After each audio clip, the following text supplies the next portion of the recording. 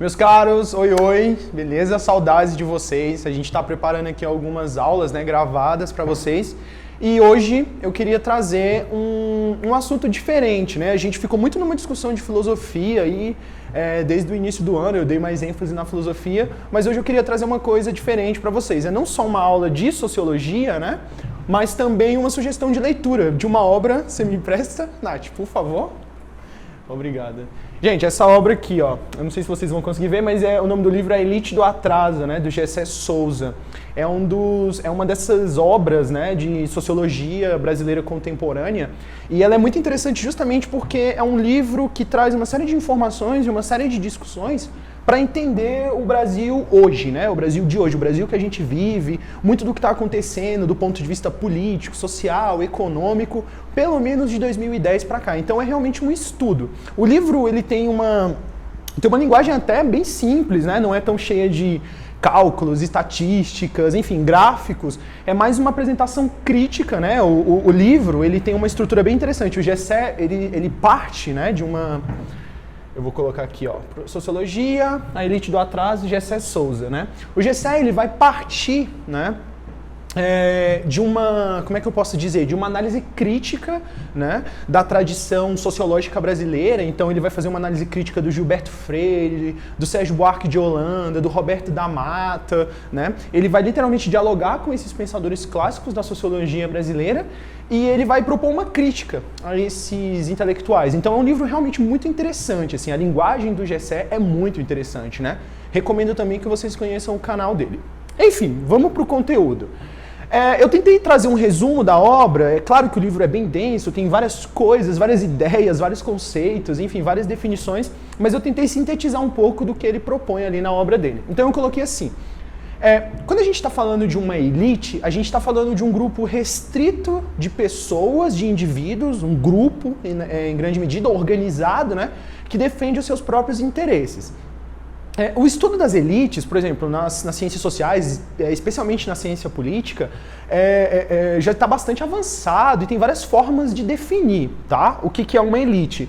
No caso do Gessé, ele está pensando a elite no sentido aqui do Brasil, né? Da experiência histórica do Brasil. Então ele vai, por exemplo, o livro aqui, essa edição que é a mais nova, eu recomendo que vocês busquem essa, que tem a capa do Brasil, né, para trás, o que é bem, bem ilustrativo, né? Vai da escravidão a Bolsonaro. Então ele literalmente parte de uma análise da escravidão e ele vai construindo essa análise até o governo Bolsonaro. Ele vai tentar explicar esse processo. Então realmente vale muito a pena. Eu coloquei assim, essa elite do atraso que ele define é uma elite construída a partir da escravidão. Isso é interessante. Se vocês quiserem entender um pouco mais sobre o processo de acumulação de riqueza no Brasil, sobretudo no Brasil colônia, recomendo a leitura do livro chamado A Formação Econômica do Brasil, né, do Celso Furtado, né?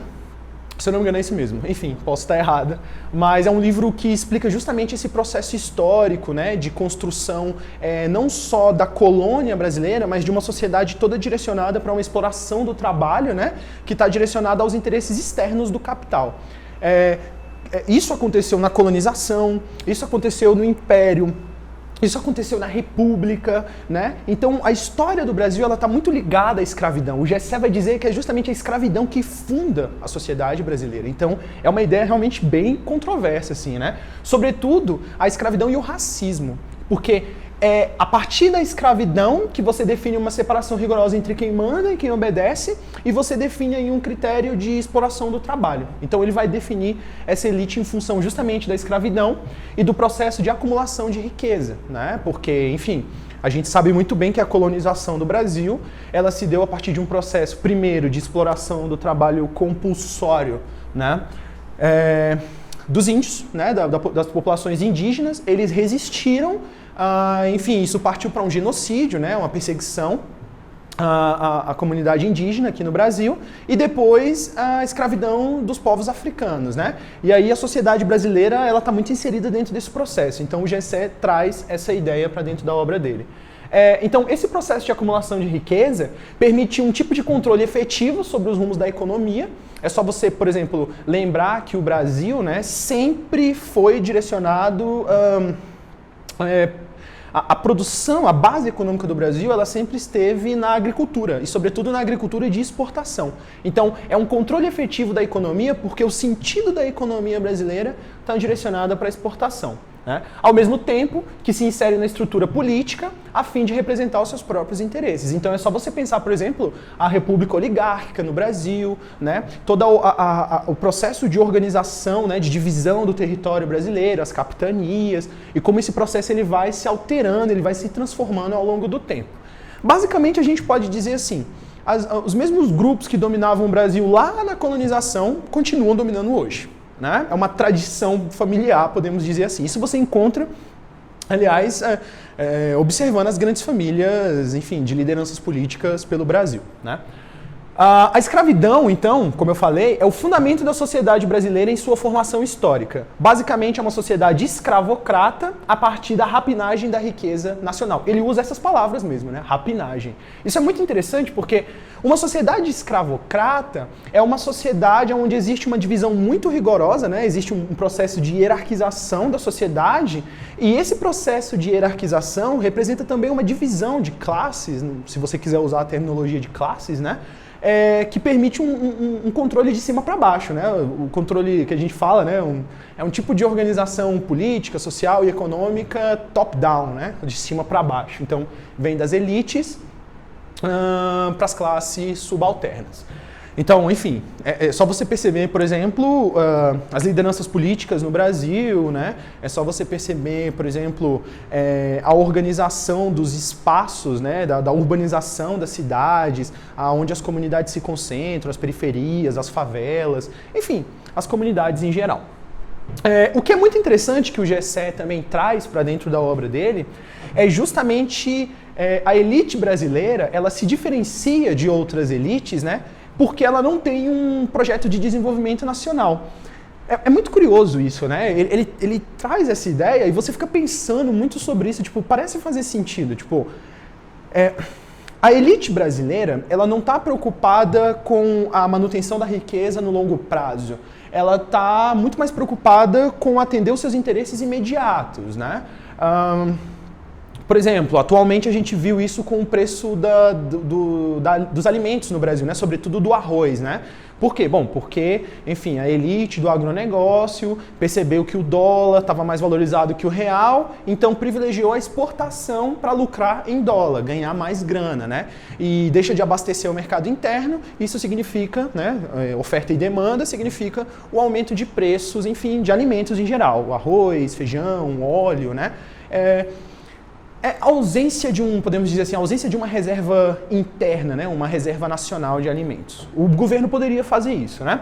Então, ele vai dizer, a ausência de um projeto nacional de desenvolvimento onde se privilegia os interesses imediatos de grupos econômicos internos e externos. Então existe aí também uma relação, né, que é típica da história econômica brasileira, que é uma economia dependente, né, uma economia de dependência em relação aos interesses do capital externo, né, sobretudo os Estados Unidos. Claro que não só os Estados Unidos, mas sobretudo aos Estados Unidos, né? Não só economicamente, mas politicamente também, né? Um processo de submissão mesmo da política nacional. Então, como eu falei, esse processo de hierarquização, de divisão, de categorização, né? Um tipo de organização social de cima para baixo, né?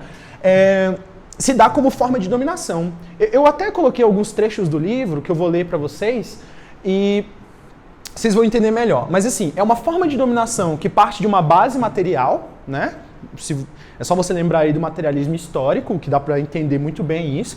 Então é uma base material que se dá como acumulação de riqueza para uma base simbólica. E aí, por exemplo, a influência sobre a cultura intelectual e a mídia, né? O Gessé vai dizer que vários intelectuais brasileiros, ao longo da história e da própria forma de compreensão da sociedade brasileira, né? Por isso que ele vai ser muito crítico em relação a esses intelectuais, eles, além de reproduzirem, eles tentaram dar um sentido científico a uma série de preconceitos, o que ele vai chamar de culturalismo racista, né? Essa ideia, por exemplo, de que o brasileiro é corrupto, de que o jeitinho brasileiro, de que o brasileiro é isso e aquilo, de que o brasileiro só quer se dar bem, como se houvesse corrupção apenas aqui no Brasil e em qualquer outro lugar do mundo fosse o paraíso, né? Então ele vai ter uma crítica muito forte a isso. Ele vai dizer que o racismo, ele não se dá apenas no sentido da cor da pele. O racismo, ele também se dá dentro de uma estrutura, podemos dizer assim, jurídica, social, política, né? Que aparece na nossa cultura, nos nossos valores, até no nosso discurso, né? Nas nossas palavras. O racismo, ele é muito evidente. Então, o Gessé vai dizer que esse processo é um processo de colonização da consciência, né?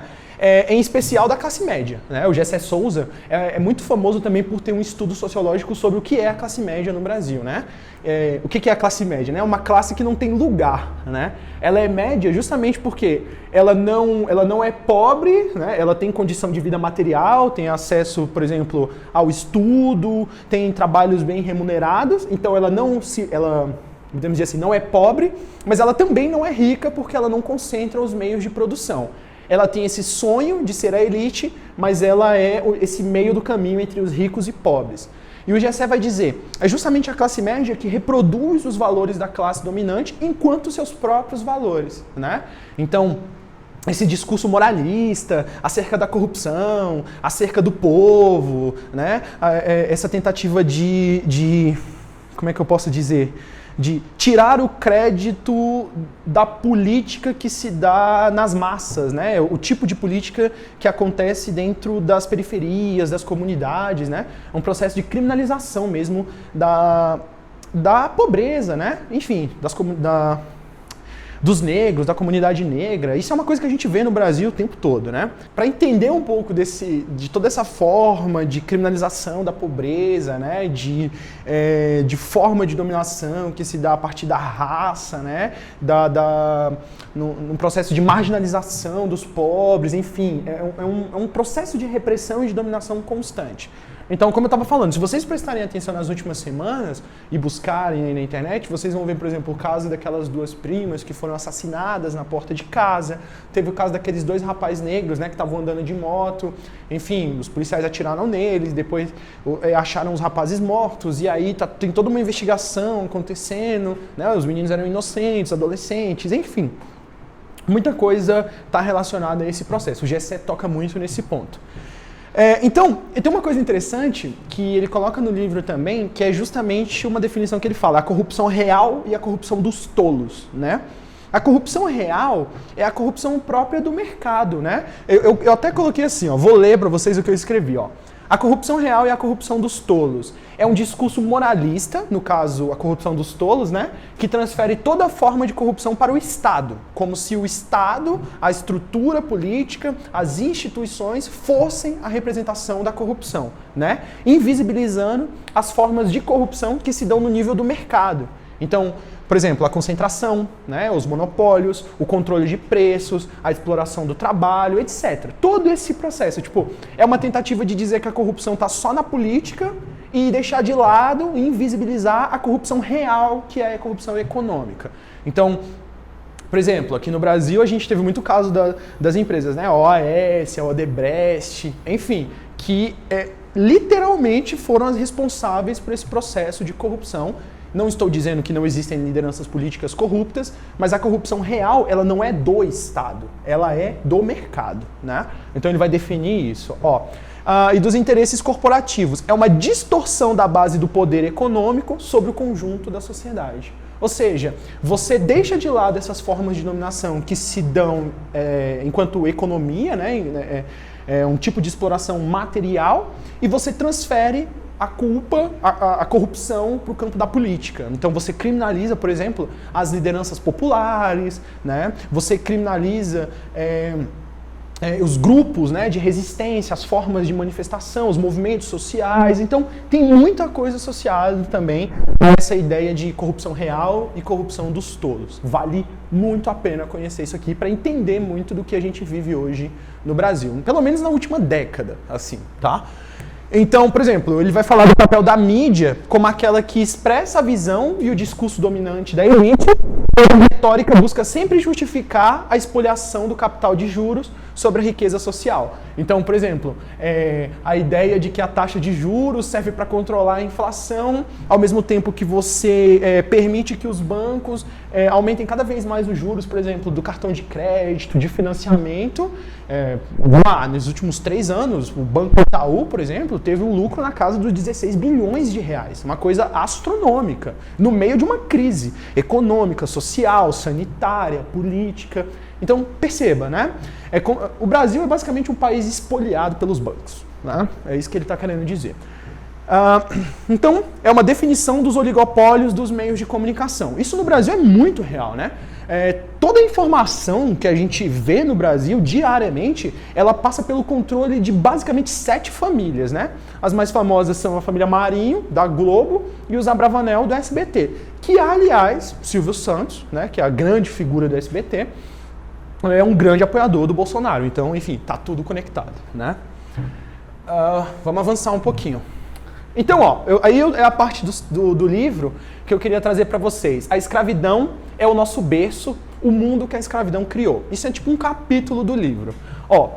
A explicação dominante do vira-lata brasileiro, né, emotivo, corrupto, e da corrupção só do Estado, que sempre possibilitou toda a manipulação midiática e política contra a democracia e contra os interesses populares, tem sua força na história e na sociologia do vira-lata.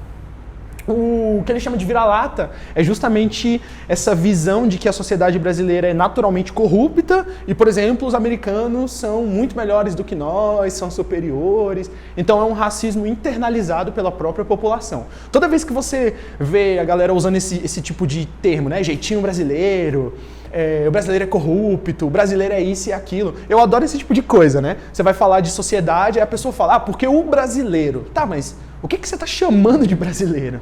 Né? É sempre um conceito muito geral da sociedade brasileira, como se a gente tivesse a corrupção inserida no nosso DNA. Isso não faz o menor sentido, né? É por isso que ele vai falar, é um culturalismo racista. Né? Então, uma explicação para ser dominante tem que esclarecer, que é justamente essa coisa que eu estou falando, né? Tem que esclarecer a totalidade da realidade social. Ou seja, ela tem que esclarecer as 3 questões principais, tanto para os indivíduos quanto para as sociedades. De onde viemos, quem somos e para onde vamos. A teoria que responde a essas 3 questões de forma convincente é aquela que se candidata à interpretação dominante, definindo a forma como toda uma sociedade se vê. Não por acaso, eram também as 3 questões que todas as religiões bem-sucedidas respondiam aos seus fiéis. Ou seja, você precisa criar um tipo de discurso totalizante, né, que, mesmo que de forma simplificada e grosseira, explique as coisas. Então, você reproduz o racismo não só do ponto de vista da raça, da pessoa, né, da pele, mas também da própria cultura. Você faz o indivíduo internalizar a ideia de que ele é, por natureza, inferior, submisso, né? Enfim, e todo outro lugar é maravilhoso, né? Então é um racismo mesmo, assim, né? Então, como a totalidade não é explicada para que se substitua o culturalismo conservador, é o próprio culturalismo conservador que entra por todos os poros nos espaços vazios da explicação que se pretende alternativa. Assim, para criticar o Brasil de hoje e compreender o que está em jogo na política e na manipulação da política, como forma de dominação econômica e simbólica, é necessário reconstruir uma totalidade alternativa que desconstrua o culturalismo racista conservador e reconstrua a sociedade brasileira em um sentido novo e crítico. Ou seja, a ideia de que nós precisamos ter consciência desse processo histórico de dominação, que é tanto econômica quanto simbólica, e que ao tomar consciência disso, a gente pode fazer uma análise crítica desse processo e buscar alternativas, no sentido de reconstruir a história, né, as lutas, enfim, a própria participação popular da sociedade brasileira, né, não mais submetida apenas aos interesses da elite, a elite do atraso. Cara, eu coloquei muita coisa do livro porque eu acho que é bem explicativo, assim. Eu não sei nem se vale a pena a gente ler tudo, mas, enfim. Quer ver? Eu coloquei, a influência cultural, né, não se transmite, afinal, nas nuvens nem pelo simples contato corporal. Os seres humanos são construídos por influência de instituições. Instituição aqui não é só tipo um prédio, né? Instituição aqui é tudo aquilo que nós instituímos socialmente. Então, a família, a religião, né? As instituições políticas, os nossos valores, tudo isso tem a ver com instituição. São coisas que nós, podemos dizer assim, são aspectos da nossa cultura, né? Então, ó, é fácil perceber isso com simples exemplos cotidianos. Pensemos na família, na escola ou no mercado de trabalho. Disposições para o comportamento fundamentais, como a disciplina, o autocontrole, o pensamento prospectivo, são ensinados por meio de prêmios e castigos institucionais, não necessariamente físicos, nem muito menos necessariamente conscientes. Isso é muito curioso. Então, tipo, esse processo de avaliação, por exemplo, que se dá dentro das escolas, essa tentativa de transformar a inteligência em números, né, quantificar enfim, a sabedoria, o conhecimento de alguém, isso tudo se torna uma forma também de dominação, né? Que na maioria das vezes a gente não tem consciência. É importante perceber que nós, seres humanos, estamos inseridos em um processo de socialização que na maioria das vezes a gente não percebe. Tudo que você considera certo, errado, bom ou ruim, vocês já me viram falando disso centenas de vezes. É uma construção. Os nossos valores, eles não têm uma natureza eterna, né? Metafísica, né? Os nossos valores são construções sociais e históricas. Acabou. Pronto. Né? Então, eles podem se transformar também. A escola prolonga e aprofunda, com os mesmos métodos, a socialização familiar. Depois, no indivíduo adulto, seu sucesso no mercado de trabalho irá depender do mesmo mecanismo de formatação e disciplina da personalidade em um sentido ainda mais aprofundado. As instituições fundamentais para qualquer um de nós nos moldam, né, e nos constroem em certo sentido, seja pelo direcionamento explícito, seja pelo incentivo para a criação de disposições que irão construir o comportamento prático. Isso tudo não vem com código genético, como imagina o senso comum, e na nossa interpretação científica, né, dominante. Se todos nascemos com uma pulsão sexual, por exemplo, será, no entanto, o conjunto de instituições, no caso, especialmente a instituição familiar, que irá determinar a singularidade e a direção específica desse impulso em cada um de nós. É assim que somos construídos, não pelo sangue ou por heranças fantasiosas que desconsideram todo o efeito institucional. Então, enfim, é muito explicativo. É realmente muito claro o que o Gessé está falando. Mas, enfim, vamos tentar fazer alguns exercícios? Pode ser? Eu trouxe algumas questões só para a gente ver, e aliás, questões do Enem, tá? Questões que eu peguei do Enem, justamente para a gente pensar um pouco disso. Eu acho que esse livro pode ajudar muito vocês a entenderem essas discussões sobre raça, né? Sobre escravidão, até mesmo sobre gênero, sobre educação, a coisa da institucionalidade, né? Esse livro é realmente muito bom, tá? Vale a pena vocês conhecerem. Enfim, vamos para os exercícios. Aí, gente, agora no segundo bloco voltei já com o jaleco, passei por uma transformação rápida aqui, beleza? Para facilitar também o áudio. Mas vamos lá, sem perder tempo. Hoje eu queria propor algumas questões. A gente vai tentar responder elas juntos, né? Enfim, vou tentar apresentar para vocês algumas questões que eu encontrei do Enem que estão um pouco relacionadas com isso aqui que eu tentei mostrar para vocês. É sempre bom vocês terem podemos dizer assim, como é que o Guilherme fala na redação? Ai, meu Deus. Eu não vou lembrar. Não vou lembrar. É tipo uma carga conceitual, né? Que você pode colocar, por exemplo, no texto. Então, enfim. Essas coisas específicas da redação eu acabo deixando de lado. Mas vamos lá. A política implica o envolvimento da comunidade cívica na definição do interesse público.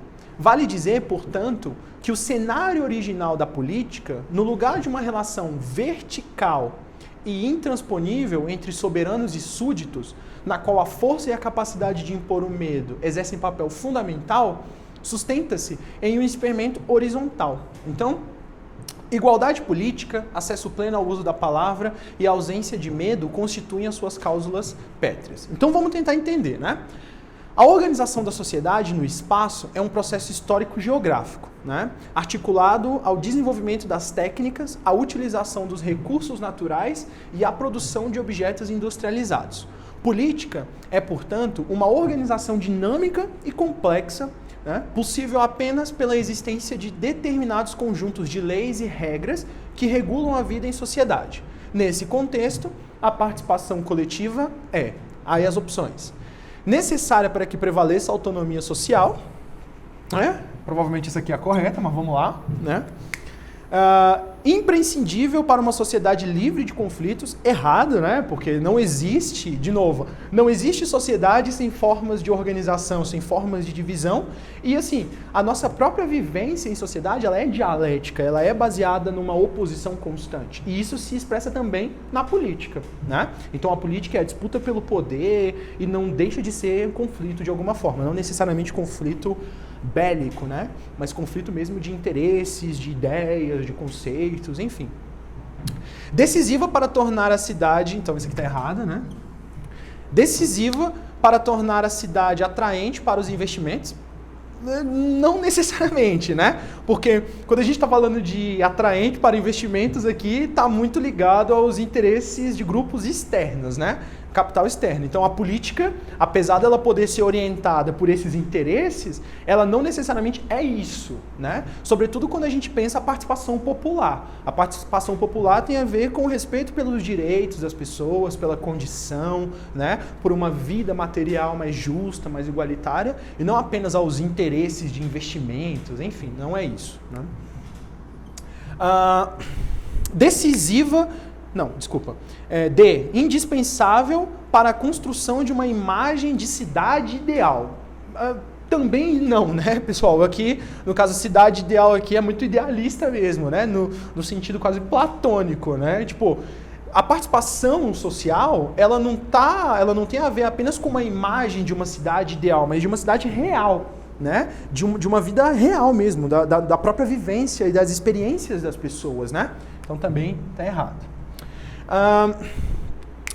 Letra E. Indissociável dos avanços técnicos que proporcionam aumento na oferta de empregos. De novo, parece ter um problema aqui, né? Porque, vamos lá, avanço técnico que proporciona aumento da oferta de empregos. Tipo, a gente sabe muito bem que o avanço tecnológico, ele em alguma medida prejudica, na verdade, a condição de trabalho, né? Porque as máquinas começam a fazer um trabalho que antes era dos homens, né, dos indivíduos, de uma forma muito mais rápida e eficiente. Então, não necessariamente um avanço tecnológico significa, por exemplo, a melhora da condição de vida ou de trabalho das pessoas, né? Vamos para a próxima. Questão 2, né? O intercâmbio de ideias, informações e culturas através dos meios de comunicação imprimem mudanças profundas no espaço geográfico e na construção da vida social, na medida em que transformam os padrões culturais e os sistemas de consumo e de produção, podendo ser responsáveis pelo desenvolvimento de uma região. Então, aqui a questão ela está apelando justamente para essa coisa das ideias, das informações, do aspecto cultural. Vamos tentar entender.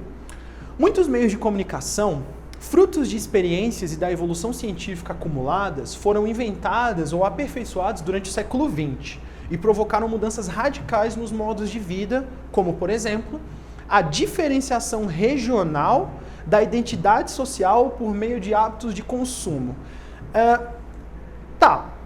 Essas questões elas podem trazer alguma confusão para vocês na hora de analisar, mas perceba, vamos lá.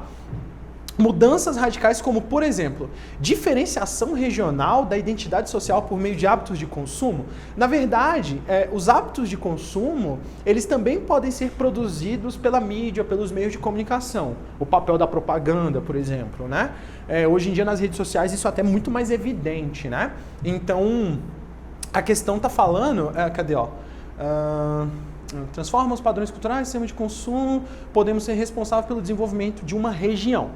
Tá, esses padrões de consumo, eles estão ligados também às demandas que são criadas pela própria mídia. Se vocês quiserem entender isso melhor, procurem a ideia... A gente falou disso também durante o semestre, a indústria cultural, né? Que foi estudada ali pelos teóricos da Escola de Frankfurt, sobretudo Theodor Adorno, Max Horkheimer, o Habermas, né? Trabalha muito com essas ideias dos meios de comunicação. Aliás, era o objeto de estudo deles, né? Eles estavam preocupados em entender como que os meios de comunicação poderiam ser usados como ferramenta de dominação. Então não é a... Beleza? O maior fortalecimento de informações, hábitos e técnicas locais. Não, né? Não, porque, de novo, parece muito a primeira, né? Só que com outro jeito de falar, né? A universalização do acesso a computadores e a internet em todos os países também não, né? Até hoje a gente tem lugares do mundo que as pessoas ainda não têm acesso à internet, à informação, né? Até mesmo nas cidades você percebe isso, tipo, em algumas cidades, em alguns espaços, você tem acesso à internet, outros nem sequer têm cobertura. Então, enfim... D, mesmo com o avanço tecnológico, né? A melhor distribuição de renda entre os países do Sul, jamais, né? Favorecendo o acesso a produtos originários da Europa, nunca, né?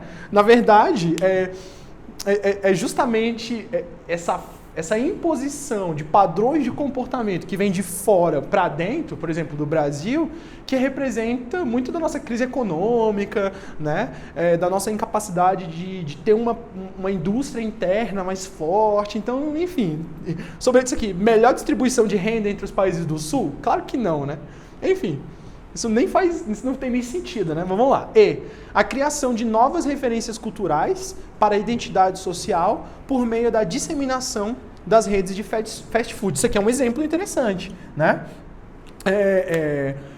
Essas grandes empresas de fast food, né, McDonald's, Burger King, né, eles trabalham muito com nesse nível mesmo das referências culturais. Então o cara, enfim, vai trazer elementos, né, da vida das pessoas em sociedade, né, vai fazer uma propaganda chamando uma figura, né, um artista. Então, enfim, trabalha nesse nível da cultura. É uma mistura entre cultura, informação, mídia, propaganda, né. Então isso aqui é um exemplo interessante, a letra E.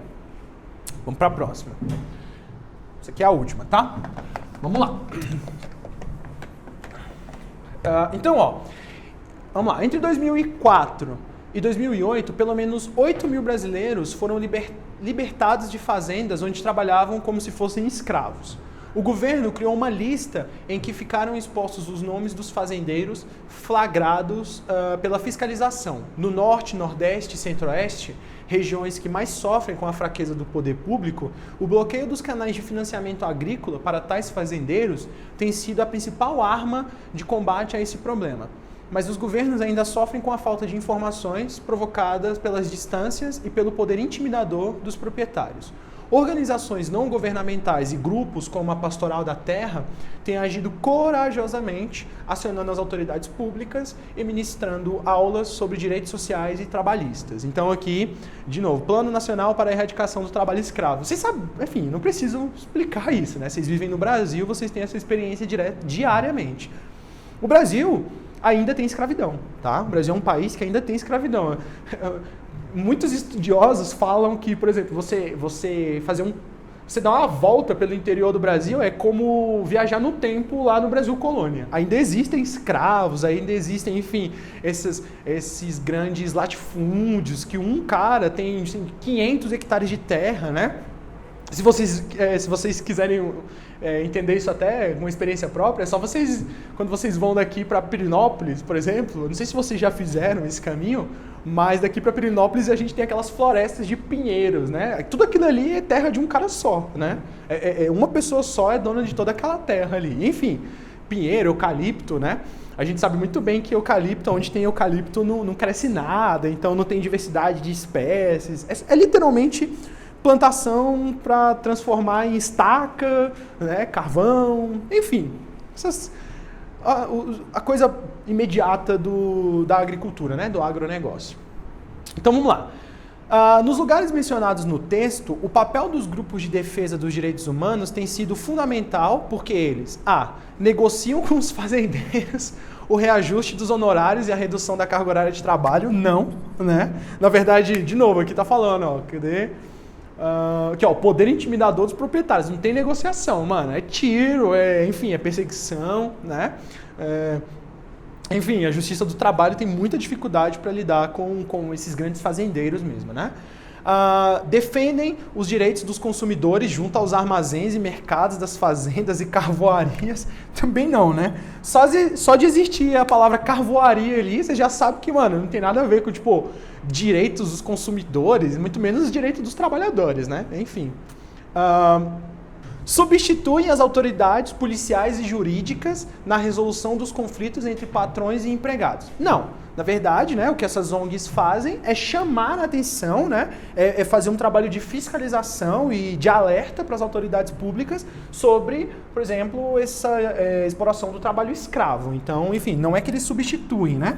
Eles meio que auxiliam, né? Letra D.